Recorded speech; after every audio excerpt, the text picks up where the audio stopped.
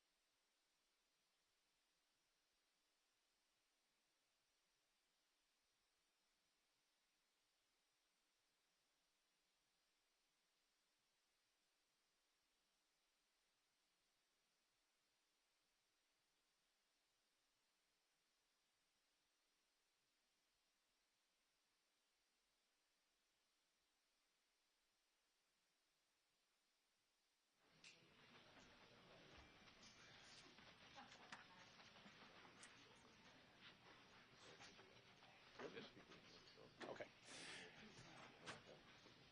Good afternoon, everyone. Thank you for your patience today as we got everyone, just about everyone through the queue down there at security. Sorry for the delays on that. My name's Fields Mosley. I'm the Communications Director here at Maricopa County. Glad you're joining us, whether it's online or in person. And boy, there's a lot of you in person today. So welcome to our third press conference leading up to Election Day. Yay, it's here tomorrow. It's going to be great. Know there's a lot of interest in how the ballots are cast in Maricopa County. And just for your awareness, I think a lot of you are seeing the crowd we expected. We've credentialed about 650 members of the media, and a lot of you are here today. So we're going to talk about what you can expect in the coming days as ballots continue to be counted, as well as how we report the results starting tomorrow night at around 8 o'clock. With me today, I have Supervisor Bill Gates from the Board of Supervisors. He represents District 3. Also with me, Recorder Stephen Richard, the Maricopa County Recorder. And then I have Zach Shira. He is the Assistant County Manager over elections as well as external affairs, and he's going to speak to you a little bit today about some of the tabulation of what happens after Election Day. Deputy Elections Director for Communications, Jennifer Lewer, she'll be doing what we've been doing the last couple of press conferences. She'll be handling the Q&A.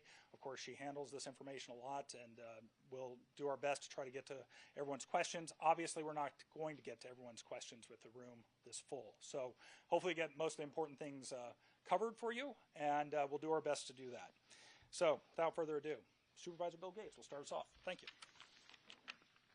Thanks, Fields. Really appreciate it. And just like Fields said, want to thank everyone, our local, national, and international reporters for being here today. We appreciate your efforts to help get out the facts about our election here in Maricopa. And the Board of Supervisors are very proud, as I'm sure the recorder is as well, about all the different options that residents and voters. If you want to vote by mail, you have that option. If you want to drop it off in a drop box, you can do that as well. If you want to vote in person, you're able to do that 7 days straight before the election. And then finally, if you want to vote on Election Day, as I always like to say the old-fashioned way, you have that option as well. So we've done our part there.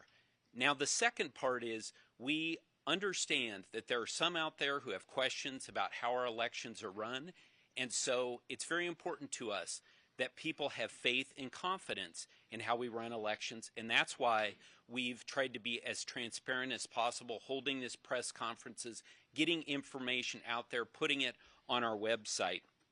But then we're asking for something in return. We're asking for our residents to be good citizens, and in particular, for those people who are involved in these elections, if, unfortunately, they're not successful, asking them to accept these results.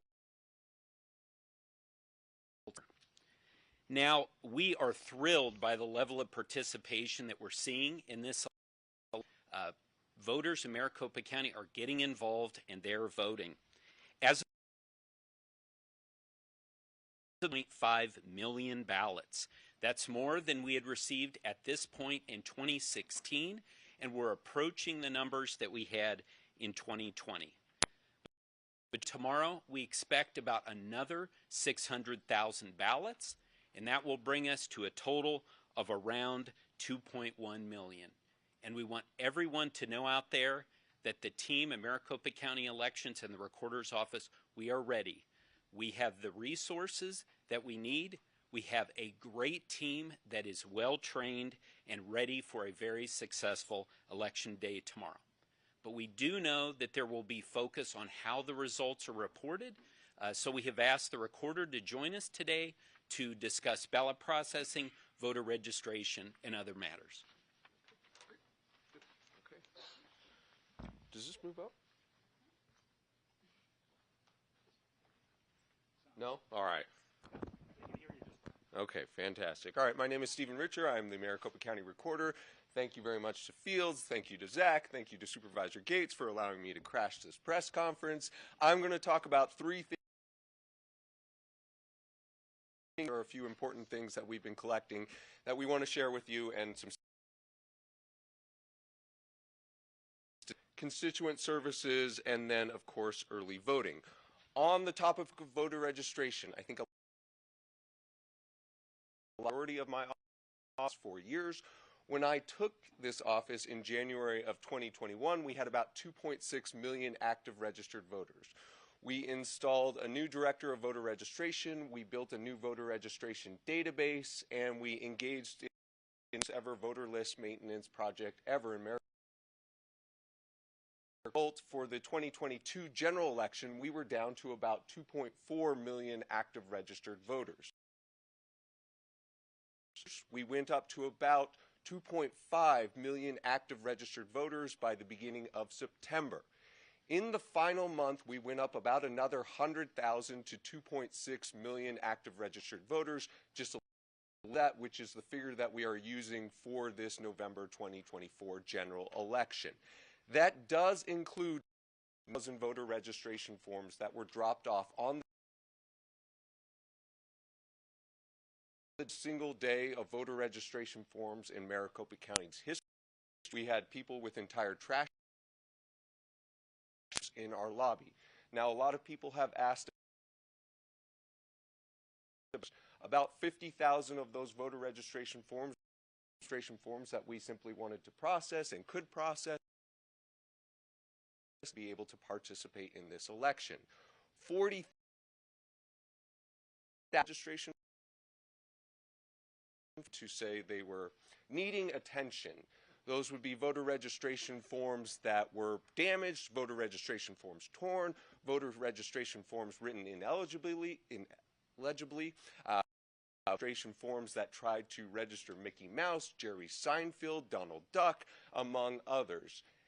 This put a lot of pressure on the staff. It essentially has negative ramifications for voters, in the form of, if somebody submits a voter registration form that is handwritten, that has been damaged by, been torn, we still are required by law to process that voter registration form.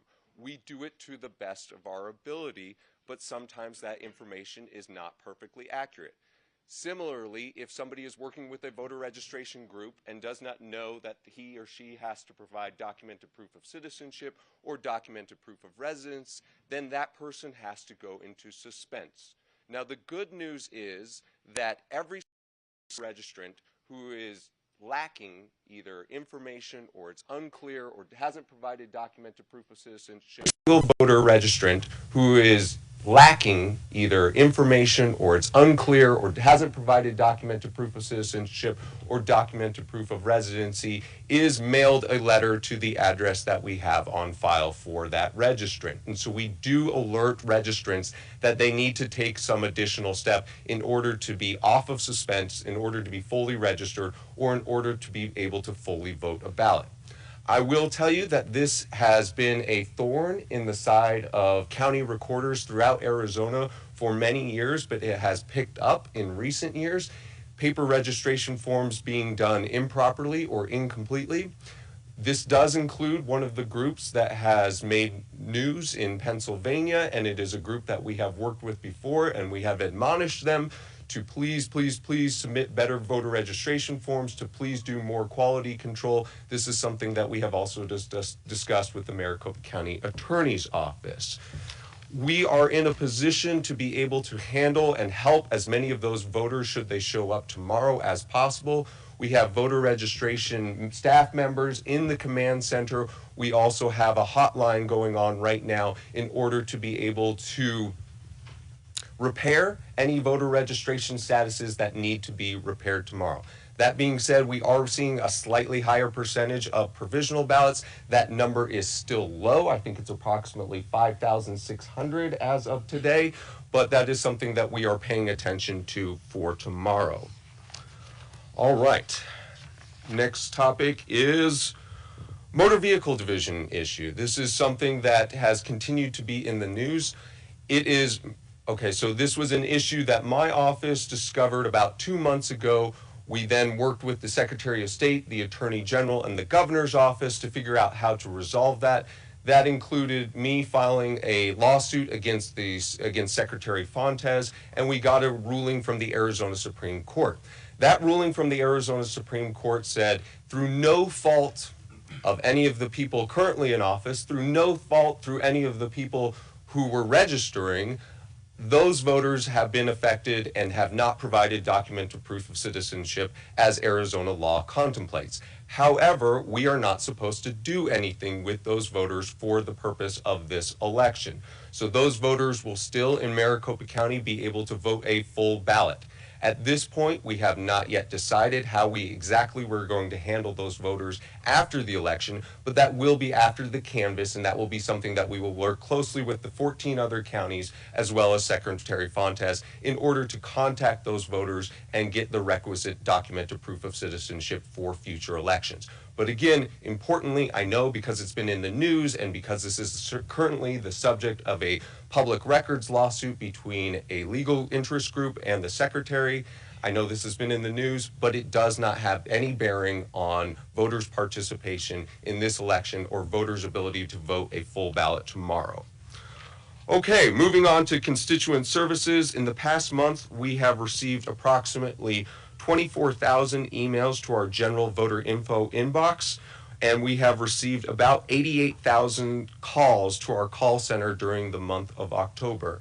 This has ranged from anything to why my wife already received her mail ballot, when is my coming, to where do I show up to vote, to I spilled something on my ballot, can I request a new ballot, to what are the hours of operation at this voting location, to I need to provide documented proof of citizenship in order to be able to vote full ballot status, to I need to provide additional information such that I can get out of suspense status, and anything else that you can think of in terms of voter inquiries. The team has been amazing, and they have been working exceptionally long hours both in the call center and at the email, I guess at the computers, to answer those emails and has gotten back to those.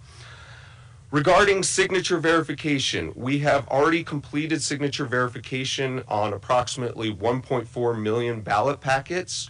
We have had at times over 150 people working on signature verification when we have made an all-hands call. That's in addition to the full-time but temporary staff that we have brought in who do signature verification for 9 hours every single day in the modular facilities that the board has built over the past 2 years. Of those approximately 1.4 million ballot packets, we have sent approximately 27,000 to curing so far. Now, what curing is that's the process by which we attempt to contact the voter if we cannot match the signature. So what we do is we send the signature and the 3 most recent signatures that we have on file to a trained first-level reviewer, whether Republican, Democrat, or Independent. That reviewer looks at it. If the reviewer doesn't like it, it goes to a manager immediately. If the reviewer does like it, it goes to an audit queue. If the manager does not like the signature, then we engage in the curing process. Calls are going out not round the clock, because that would be a little rude if we called you at 1 a.m., but they're going from 8 a.m. to about 7 p.m. every single day in an effort to get in touch with those voters. We have cured about 15,000 so far out of that 27,000. We have until 5 calendar days after Election Day in order to cure as many of those as we can. And so please, if you can do something, we appreciate it if you can encourage people to go to beballotready.vote. beballotready.vote. They can see if their ballot has been received. They can see if their signature has been confirmed. They can also take steps to cure their ballot packet at beballotready.vote should they need to. Now, once signature verification is done, and once the ballot has been audited, only then does it come back into our MCTEC facility, and only then is this green envelope sliced open. At that point, it goes to what we call a ballot processing team. This is a bipartisan team of 2 workers who are taking the ballot out of the envelope. Now, this is the first stage in which really the 2-page ballot really comes into play. So as I think all of you know, this is the first time that Maricopa County has had a 2-page ballot since 2006. Since 2006, we have on average 79 contests. Now, you might say, Stephen, we're all quite adept at taking letters out of envelopes. We've been doing it our entire lives. Why does it really matter if it's 1 page versus 2 pages? And I'm going to show you a little bit why it matters. When we take a ballot packet out of the envelope, we have to do a number of things. First, we have to make sure that there are, in fact, 2, and that there's a page 1 of 2 and a page 2 of 2. This is important for the integrity of the process. This is why we don't just simply send these ahead to tabulation as soon as we receive them, because somebody could have hypothetically put 2 page 1 ballots in there, and you don't get to vote for president twice. We also have to make sure that this little number right up here matches the number that is on the ballot envelope, to make sure that it's the right style, to make sure that you didn't show up to a ballot party, you received your friend's ballot from Mesa, but actually you live in Phoenix and you returned the wrong ballot style.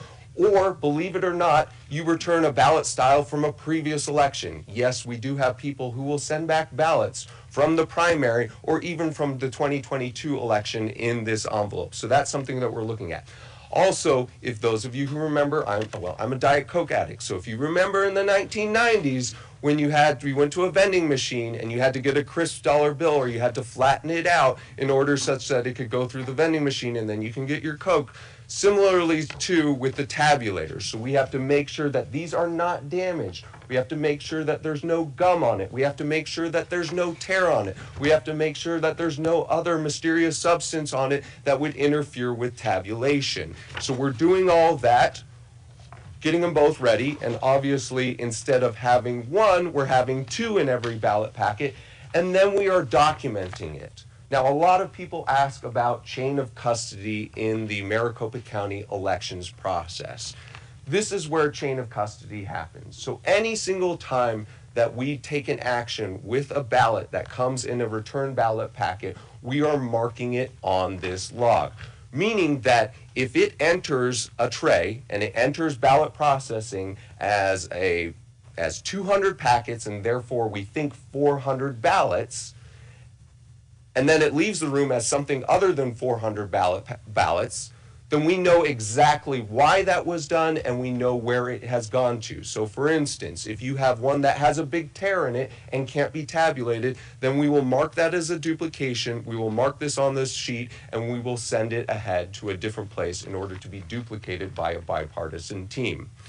Now, in terms of raw numbers, as of early this morning, we were around 2.2 million ballots processed and sent ahead to tabulation. So translate this. That means we are around approximately 1.1 to 1.2 million voters that we have sent ahead to the board in order for tabulation to happen on those ballots. So 2.2 approximately million ballots, but that translates to roughly 1.1 to 1.2 million voters. I anticipate that we will have approximately another 500,000 ballots processed in order for the board's results that they will put out on Wednesday. And we currently have 159 boards currently operating. So over the past 3 weeks, we have been spending long time doing the voter registration work, doing the signature verification work, and we are now round-the-clock ballot processing. We are running 3 shifts, one from 7:30 a.m. to 4:30 p.m., one from 5 p.m. until midnight, and one from midnight until 6 a.m. That last one has been, it has been my privilege to oversee that one, and it's democracy after dark if any of you should wish to participate in the future. We have 159 boards currently operating. By boards, I mean a bipartisan team of 2 workers. In 2022, we had 65 boards, and in 2020, we had about 70 boards. So this is really where the 2-page ballot has had an impact on the things that the recorder's office is responsible for. Now, a lot of work has already gone into this process. A lot of work is going to happen over the next week, a lot of long hours. And on this last note, I really want to thank a few people who have so far gotten us to this point. I want to thank the board. The board has allocated a lot of money in order to allow us to safely and securely do all of the steps in this process, and has allowed us to recruit a lot more temporary workers. I want to thank the county HR team who has been pulling out all the stops in order to get as many bodies into those different processing times, whether it be 5 p.m. to midnight or whether it be midnight to 6 a.m. I know that there's a lot of interest in election administration, but doing a repetitive task from 12 a.m. to 6 a.m. is not the most glamorous job and is not something that everyone is looking to sign up for, but the county HR team has been doing that. This is also why the Board of Supervisors has seen in the future of elections that we're going to need more space, because we are at capacity right now for for 2 of those 3 shifts. And in the future, I think in 2026 or 2027, they're going to move the county into a new space where you can simply have things like ballot processing happening on a larger scale. And then lastly, I want to thank the Secretary of State's office. They have been pitching in as well. We had a number of representatives from the Secretary of State's office with us last night for the 5 to 12 and 12 to 6 a.m. Secretary Fontes himself was doing a little bit of ballot processing with me, as was Lisa Mara, the State Elections Director. So I know that was a lot. I apologize for all the time, but I wanted to give you an overview on those 3 topics, and then I will take questions after Zach has presented and when we take questions at the end. Thank you very much. Thank you, Recorder Richer. As was said previously, my name is Zach Shira, and I'm the Assistant County Manager for Elections and External Affairs here at Maricopa County. As we move into tomorrow, we move into the bulk of the board's responsibility when it comes to elections, right? In-person, election day, and tabulation. So I'd like to start with talking about the investment that the board has made in elections. We have invested in more vote centers, more check-in stations, and more voting booths than ever before.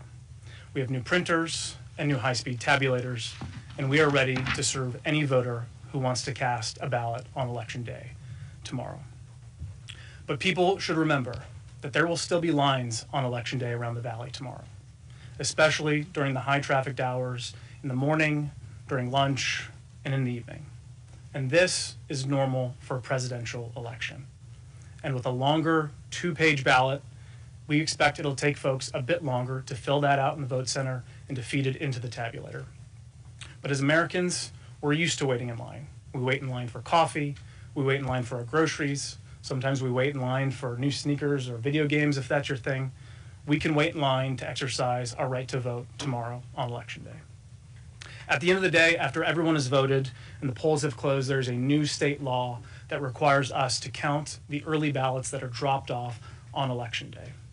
We are happy to comply with this new law, but this will delay the time it takes for vote centers to close up and for us to get those election day results on memory cards back to our central counting facility at McTech.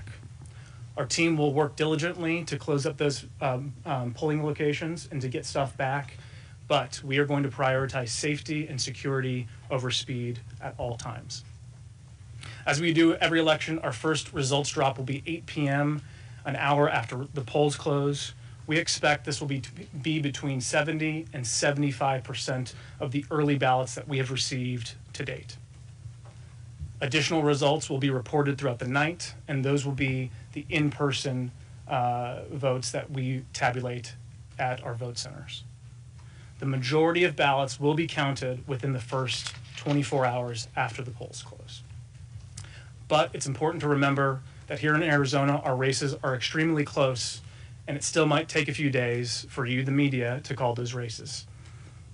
It is possible that some of the candidates who are ahead on election night, and some of those questions as well, might not be ahead and might not maintain those leads after election day as additional ballots are counted and reported.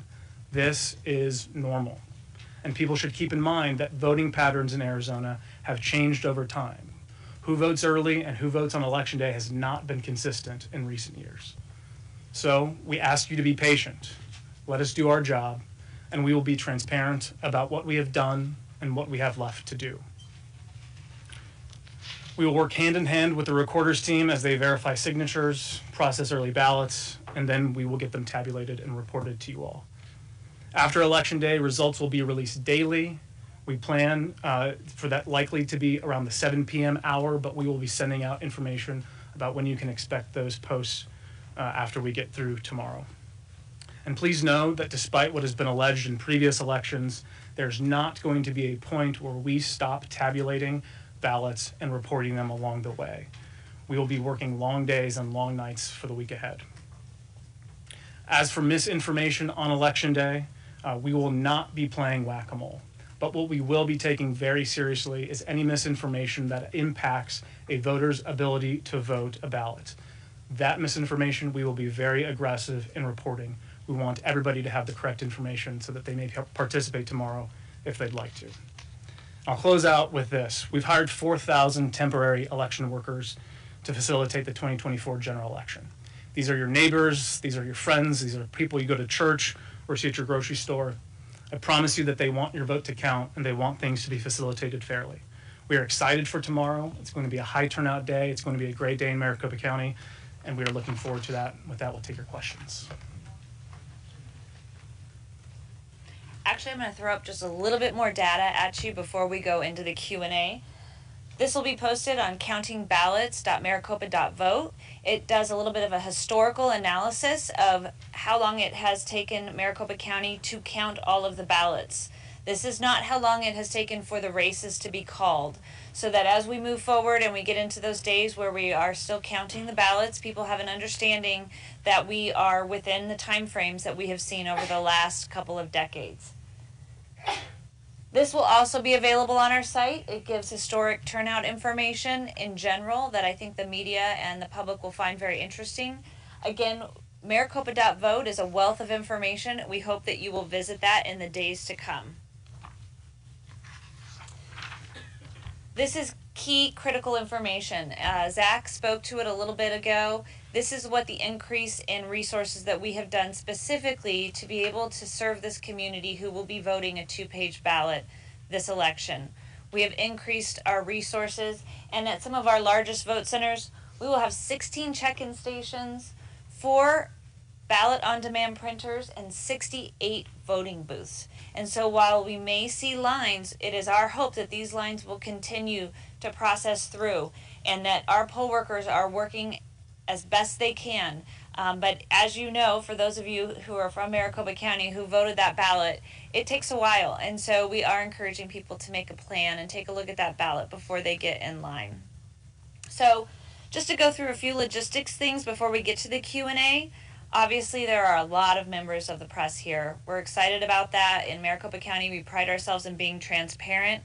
We will have a media tent and workspace at McTech that will open at 6 a.m. on Election Day. This is for credentialed media only. We have been providing this information for weeks, so I'm not going to repeat where you get that, but you can certainly reach out to us if you have questions about that. We hope to hold daily press conferences at McTech. There are a lot of you here, so we're going to have to take a look at the logistics to determine where we can best answer all of your questions. And an exciting new thing that we're going to be launching is a new blog, and it will be at justthefacts.vote. This blog will be updated in real time throughout, it's actually up right now, throughout Election Day and in the days moving forward. It will have things like how many check-ins we've seen at a vote center. It will explain what the ballots that have been released that night, what do they look like, how many did that include. It will be able to give the community specific facts about Maricopa County elections, because as we know, there's going to be a lot of information out there for the public. We want people to go to trusted sources.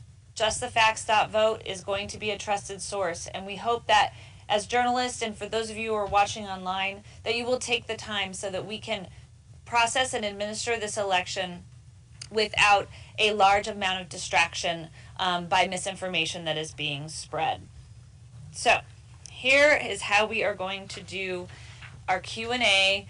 We did this before, probably 2 questions per person. We have microphones, we're streaming live, so please, we will raise your hand. I'm going to try to get as many as we can. We have a microphone on both sides of the room. 2 questions, identify yourself and your outlet. And then I'm actually, because we've got a mix of a lot of people up here, I'm going to try to figure out the best person to answer that question. You may think it's one person, but I'm going to call somebody up if it's a different person. So we are going to start here with Jeremy. Get him the microphone, please. Thank you.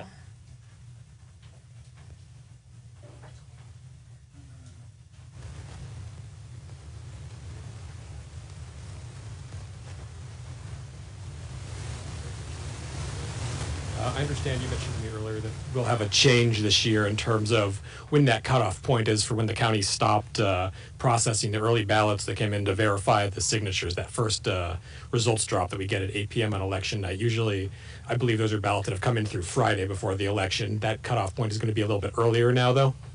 So I'm going to bring up the recorder to talk about what we can see in that 8 o'clock drop. We will, so thank you for the question, Jeremy. We will get to the board as many as we can. For the tabulation purposes, I think the cutoff for that was Monday this morning, and that included, like I said, about million pages, and that translates to about 1.1 to 1.2 million registered voters that we have already done signature verification and ballot processing for. And then we are going to continue processing any early ballots that we've already done signature verification for, and those will be in the Wednesday results, which I think will be a little more robust than it has been in past years. Robust? Because there have just been more that have been in that time period, and that will not be reported at 8 p.m. on election night, but it will be available for reporting on Wednesday. Okay, and specifically, what is that time period for the? That is through as many as we can get to. So I don't know exactly what that translates into in terms of when somebody dropped off their ballot. But it won't necessarily cover all ballots that came in through Friday, though? We have about 1.5 million right now in our possession, and no, that will be about 1.1 to 1.2. Okay. Okay, I'm going to get a little overwhelmed here. We'll go to this side of the room. Fields. Yeah, Sasha over here. Okay, get our microphone, please. And then when we come back over here, Dennis, you had your hand raised? No? Okay.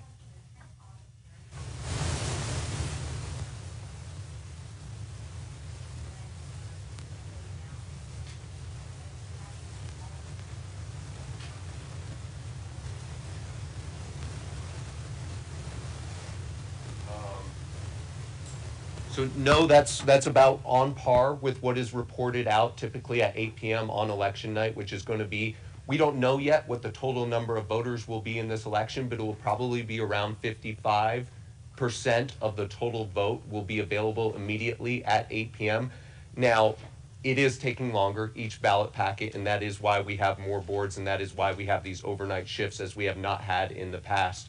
But it's consistent with what we've seen in the past from Maricopa County for the 2022-2020. Now, in terms of raw numbers, it is still more because we just will have more voters than, for instance, we had in 2022, when we had about 1.3 million voters.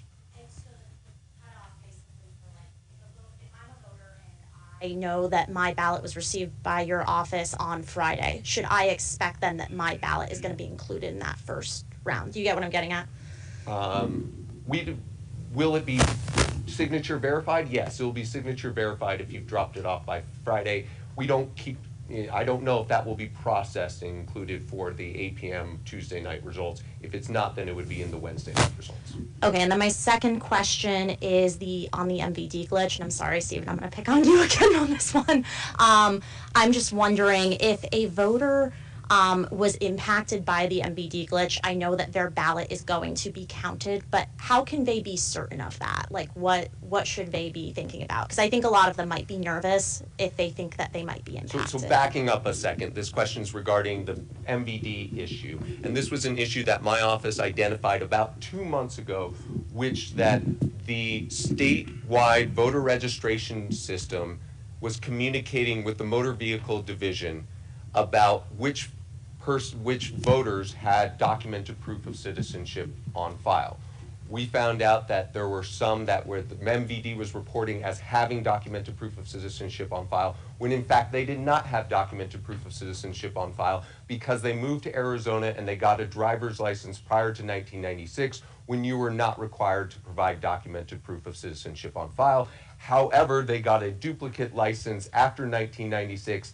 MVD's coding then translated to the statewide voter registration database that they got it after 1996, and it assumed that therefore they had documented proof of citizenship on file. Now, there was a question of, when we discovered this, what are we supposed to do with these individuals? Because Arizona law, in order to vote a full ballot, requires that you have documented proof of citizenship on file. We are unique in this respect. And so the way that we addressed this was that I filed this lawsuit against Secretary Fontes. The Arizona Supreme Court very helpfully took it immediately. They ruled on that. They said, because it is no fault of these individual voters, do not do anything for the purpose of this election. So we have not touched any of these voters. We have not changed the status of any of these voters for this election. Every single one of those voters in the affected pool of voters will be able to vote a full ballot for this election. And then what the mandate is moving forward is the secretary is supposed to work with the 15 counties in acquiring documented proof of citizenship for those voters for moving forward. We are not going to be doing that over the next few days because we do not want anyone confused that it has any impact on this particular election. So that will be a post-canvass endeavor. Okay, let's go back over to the side of the room. Nicole, we'll go up front here. Chelsea, please. Or Brittany, thank you. Nicole Grigg, ABC 15. I just want to clarify these numbers. So you've already counted 2.2 million pages. I'm going to do a little bit of a clarification. So you have processing and you have tabulation. The numbers that the recorder reported were the number of pages that have been gone through ballot processing. Okay? So if on average, and we're finding that about 98% of the voters are returning both of their pages, the number of pages that they have processed, divide that in half, and that's the number of voters. Here's my question. Are you far behind on processing the ballots right now? No, simply put, no. Like I said, we're about on par with what we will have reported in the past at 8 p.m. on election night. Now, like I said, it is a lot of work, and that's why we're doing the round-the-clock shifts. But no, it will be approximately 55% of the eventual results will be available at 8 p.m. on election night, which is on par with what Maricopa County has done in the past. Shouldn't you be more around 3 million right now, though? Shouldn't we be more? If you have 1.5, wouldn't that be 3 million pages? Well, we would love to process all of them as quickly as Because possible, but it's consistent with where we've been in the past. Okay. And so for instance, if we receive something today, it's an early ballot, but we're obviously not going to have that signature verified in ballot process in time for it to be reported as for tomorrow's results. And Zach mentioned it will be about 75% of the early ballots that we've received is what will be reported out at 8 p.m., which typically, and is in line with previous years, is about 55% of the total turnout that we see in Maricopa County. Lots of numbers, very confusing. Let's go back over to this side, Fields. Hi, Caroline Bargoot with Canadian Broadcasting Corporation. How concerned are you about security and about threats and disinformation? Okay, I'm going to bring up the sheriff to just give a couple of comments on that. Thank you. Yeah, good afternoon, and I know most of you were here earlier in the week. Our posture hasn't changed, reference election security. I know that's one of the key topics that we're looking not only in Maricopa County, but throughout the nation. We have partnered and planned with all the law enforcement in the Valley to include our state and federal partners. We've been planning lists like any major security event. Obviously, we are on high alert for anything that's threat related, comes through electronic media, but also the premises or the footprint relative to the polling places and the tabulation center. We will have a lot of resources out there, a lot of staff, a lot of equipment relative, and again, this is no different than a major event that any law enforcement plans for. It's unfortunate that it has to be elections security related, but since 2020, most of you have seen the dynamic change with what we do with the tabulation center, but also the law enforcement in the Valley that will be involved in this process to ensure safety and security for our community, for the workers that are involved in this, and to make sure that the democracy is upheld and we get those ballots back over to McTech. So our posture will be stood up as far as election for weeks on end if needed. We will adjust accordingly as the environment and situation dictates. We will also be looking and monitoring anything related to threats, electronic media, whether it's in this country or outside of this country, and the public will be partnered with us on that to bring things to our attention as needed. But Elections has done a great job with the staff to get them trained. So at polling places, there's several layers of security involving those staff members that will diffuse any disturbances. If it has to rise to the level of law enforcement being involved, we are all at the ready throughout the Valley. I actually had a call with the DPS director today, Secretary of State, and even our federal partners out there that are willing to support as needed, especially in Maricopa County. So we're here, and our prosecutors are behind us as needed if there is criminal activity. So at this point, we've had a few threats throughout the cycle, and this even dates back, into the primary side, mainly related to people, and it's unfortunate, public servants just trying to serve their community and do their job. And obviously, any election workers were very vigilant of that. They've been nominal, but as we've seen in previous cycles, typically a lot of that will be as the results pull out, and unfortunately, the polarization that starts to happen. So all we ask is that, again, that people hopefully do not cross the line. There's a difference between First Amendment freedom of speech and committing a crime. And in Maricopa County, it will be zero tolerance on anything related to criminal activity. We will take the necessary action, and our prosecutorial agencies are behind us to make sure that we set the line and the tone.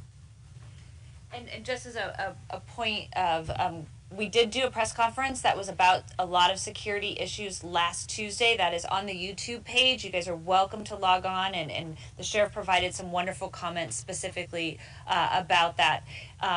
Chris. Hi. Two things. Wait, let's get you the microphone real quick. Hi there, Chris Van Cleef from CBS News. Thanks, everybody.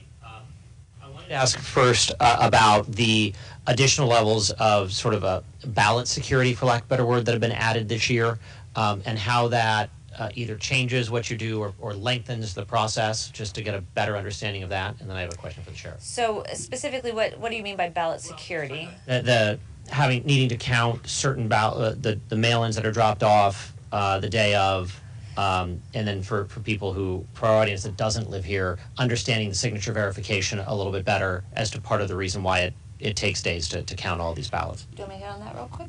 So we do have new legislation, and at the closing of Election Day, poll workers will have to count the affidavit envelopes that are dropped off on Election Day as part of their closing process in Maricopa County. In Arizona, we have until 7 p.m. to take possession of a ballot in order for it to be count in the election. And so that new legislation is simply the counting of the envelopes. We're not actually hand counting votes. Once those envelopes have been counted, the other breakdown procedures have been done, then those envelopes, along with the memory cards that have been in the tabulators that are on site, are transferred to McTech, where we upload the Election Day results, which are on the memory cards. I know it's a little confusing, so if I'm not being super clear, let me know. Second, in Arizona, we do require that you show ID to vote. So for early voters, the way that they provide their ID, if they are mailing in or dropping off their ballot, is they sign the outside of their affidavit envelope that under perjury of law, this is me. And that replaces showing your ID at the polls. When we get that envelope, the very first step that we do is we check to make sure that that signature is the same as the signatures that we've received previously, because that acts as your official identification in order to vote. And Sheriff, I know you talked about this at length last week, but it's a new week. You said your posture hasn't changed. I'm curious, on the eve of Election Day here, what's keeping you up at night, sir?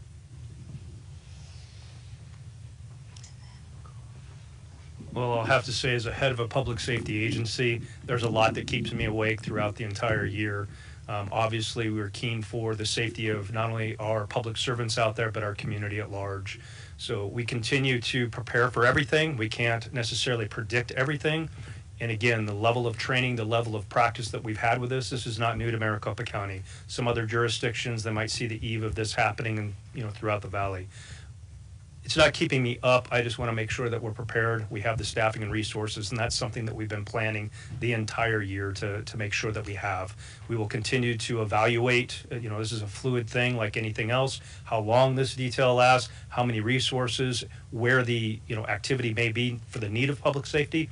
We will continue to evaluate that, and we will stay stood up and vigilant to make sure that we address that, because the last thing our community needs to be is scared to go out and vote. The last thing our officials and people working the elections need to be is in fear of this. We do not live in fear. We live in the greatest democracy in the nation, and we should be standing tall and working together and respecting each other's community members. And so that's probably what keeps me up, is the fact that we've seen this divide, we've seen this problem throughout the nation. Hopefully 2024 will set a different precedence, that Maricopa County isn't in the spotlight, and that our nation starts looking at the need for respect to each other and the respect to this process so that we have this leadership moving forward. And what I might do is pivot a little bit and do one question because there are a lot of you. Over here, Gabriel.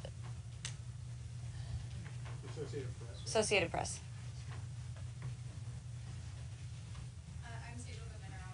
Associated Press. I just wanted to follow up on a story that VoteBeat had reported. Can you please confirm that Maricopa County moved about 2,000 voters affected by that MVD coding glitch to a not registered status, and also mistakenly asked them to provide documented proof of citizenship before 7 p.m. on Tuesday in order to vote?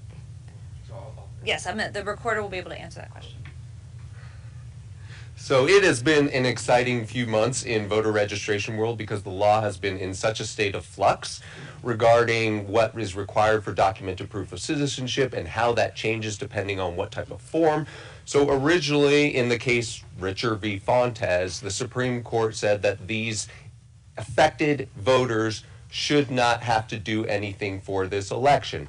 However, the guidance that was provided out through the state originally said if those affected voters submit a new voter registration form, then you still have to process that as any other voter registration form, and part of that would be running a check with the Motor Vehicle Division to determine if the voter, the registrant, has documented proof of citizenship on file.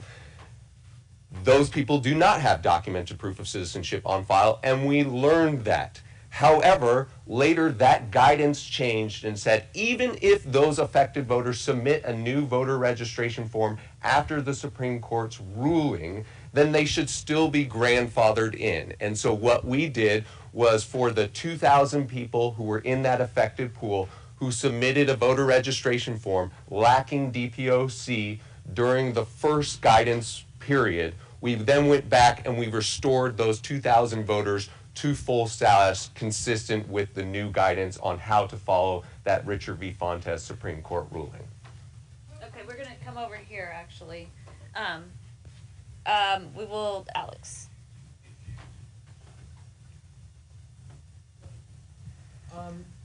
County Recorder Richer, you mentioned that on the deadline about 40,000 ballots or voter registration forms were in some way problematic. You mentioned that they were in some way connected to a problem in Pennsylvania. Can you confirm that that company that you're referring to is Field Plus Media Corp? Can you tell me how many of those 40,000 voter registration forms were from Field Plus Media Corp? And can you tell me how many problematic voter registration forms that company, if it is indeed that company, have submitted, not just on the deadline, but overall this cycle? Yep. So yes, that is Field Corps. Yes, this is a group that we have alerted in the past that we have been not wholly satisfied with the voter registration forms that have been submitted. Yes, we have discussed this with the Maricopa County Attorney's Office. Yes, they played a significant role in the 90,000 forms that were dropped off on the voter registration deadline on October 7th. No, I do not have the specific number for exactly how many of those forms were from Field Corps. Now, again, I will remind you that any single form that is processed that puts a voter into suspense status or where the voter has incomplete information, we have to, by law, still process that form, and we have to, by law, send a letter to the affected voter at the best address that we have, alerting the voter that he or she needs to take certain steps or provide certain documentation in order to be fully registered. And so when I talked about some of our constituent services work and some of the inbound calls, oftentimes those inbound calls and those inbound emails will be people providing documented proof of residency, documented proof of citizenship, or even just a address that got translated incorrectly on the handwritten paper registration form. I've seen date of births that have been translated inaccurately. I've seen just forms missing required information, and so they will provide that required information as well. Thank you. Okay. Yes, right here, Jen. Hi. I'm going to ask the same question again on the time. Can you identify yourself, please? Oh, I'm sorry. Jen Fifield with VoteBeat. For the recorder, just on the timing of the release. 75 to 80% doesn't sound like 100%, which is what I'm used to hearing as of Friday. All of these have been counted. All of these are through the system. That sounds like fewer. You said you're delayed. Can you elaborate any more? I'm happy to elaborate. We consistently receive early ballots. We received a lot of early ballots this weekend. We received a lot of early ballots by Monday. I do not have the exact breakdown of when we received each one of those early ballots. As you know, even early ballots that are cast at a voting location after somebody has shown identification still have to go to ballot signature verification, still have to be audited, still have to go to ballot processing. I give you the raw numbers, which is that we've processed about 2.2 million pages, and that translates to about 1.1 to 1.2 million voters. This does take a lot more time for the reason that I mentioned previously. That is consistent with percentage-wise where Maricopa County has been in past elections, and I think that we will be consistent in terms of finishing the count where Maricopa County has been in the past. I know that when I won my race in 2020, it was 8 days after Tuesday election day when that became something of a certainty. I hope, we all hope, that people will not be in suspense for that long. Suspense being a very different term than the suspense term I just talked about in the voter registration context, but we hope to move as fast as we can. However, we know that Maricopa County will be the subject of litigation, post-election litigation. We know that people care about every single part of this process that they might not care about in the context of Utah or California. So we will not cut corners on signature verification. There will be no skipping of an audit queue. We will not cut corners on documenting ballot chain of custody when we do ballot processing. The board is not going to cut corners when it comes to adjudication or ballot duplication. And so we will move through that as thoroughly and as accurately while still doing it as fast as possible. Over here in the black. Firstly, congratulations on all the great work. I'm a journalist from Estonia. This is really like mind-blowing how you guys operate.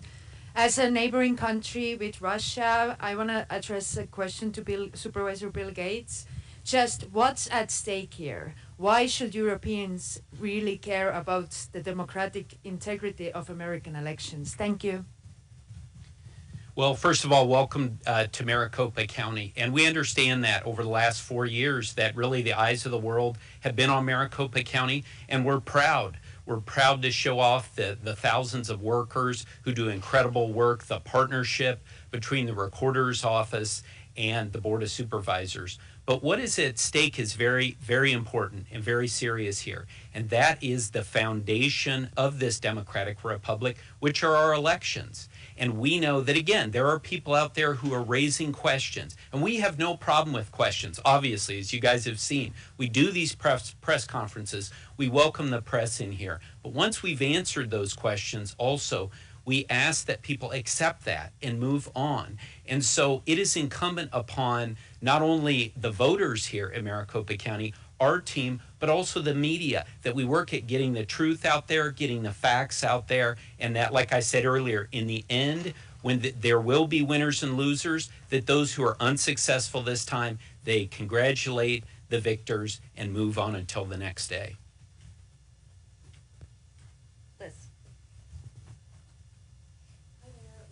With Scripps News, this is probably best directed towards Bill, but I was on a call earlier today with CISA at the federal level, and they keep saying over and over that there's going to be a fire hose. There is a fire hose of disinformation, and a lot of it is coming from our foreign adversaries. To our international colleagues' question about Russia, is Maricopa County experiencing that right now? I saw a video floating around yesterday that it seems like it has Russian ties.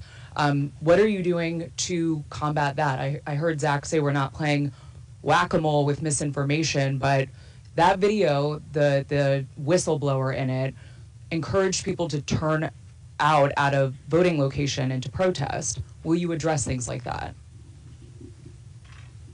So I think certainly we take a back seat to no one in addressing misinformation. We've done that for the last 4 years. If people haven't had the opportunity to go to justthefacts.vote, I encourage you to do that. We've been doing this for 4 years. And again, as Zach mentioned earlier, we are especially going to be focusing on misinformation over the next 24 plus hours that address the voter's experience. So if there's misinformation that's telling people that certain locations are not open, things of that sort, we're going to particularly be focused on it. But I want everyone to know, we understand in Maricopa County and in Arizona in general, there are a lot of people who are outside of this country who are not our friends, who want to cause chaos. And we, first of all, have our eyes wide open to that. We have an incredible cybersecurity team, both at Maricopa County and in Arizona. We understand what's at stake, but we would also ask folks when they see things out there on social media that seem a little fishy, it might not be real. And so that's why we have been telling people now for years, go to the trusted sources. For us, go to Maricopa.vote. That's where the facts are going to be out there. But most certainly, we understand that it's not just one particular country. We are seeing this from around the world, and we deal with this every day, and we have an incredible team on the cybersecurity side that are here to protect our votes and our residents. Okay. All right, we're going to do 2 more questions. We're going to be around all week, folks, so we'll do the best we can. Yes. Hi, Simon Kaufman, Scripps News. I think Zach mentioned there was new printer and tabulating technology. Is there any other new, machinery or technology that's new since the last election, and how that'll impact the count and the time it might take to canvass votes this time around? Yeah, I can quickly answer that question. There has been about a $10 million investment by the Maricopa County Board of Supervisors in the tabulation center in the last 4 years, and this includes new printers. It includes reconstruction of the spaces so that they can be more easily utilized for ballot tabulation and processing. This building was not built to be an elections tabulation center, so we have reconfigured our rooms so that we can have a higher output. We have invested in more high-speed tabulators. When we reconfigure the rooms, we allow for additional bipartisan boards to do duplication, to do everything that needs to be done. And so that investment also includes a lot of security upgrades as well. So we've also invested in fencing and in cameras and in things that I think a lot of government buildings already have, but prior to 2020, the Maricopa Tabulation Center did not. We've also invested in people. We want to make sure that we have an adequate number of full-time staff who are able to work year-round, because we do hire and train more than 4,000 people to run this election. And so there has been a significant investment in there's been a significant investment in many aspects of what we do. One more question over here. Yes. Hi there, Lauren Clark with Fox 10 News in town. Thank you so much for hosting this. Does someone mind explaining to my audience how the political makeup of Arizona and how new legislation might make the timing of results a little bit different than what they're typically accustomed to, say, in 2012 or 2016? So, I mean, there have been a number, if we're going back to 2012, 2016, there have been a number of changes. We've gone to the vote center model, which we're very proud of. 246 vote centers across Maricopa County, where regardless of where you live, you can go to the closest location. Even if you live in Gilbert and you work in Surprise, you can go on the lunch hour to that vote center in Surprise. So we think that's very convenient.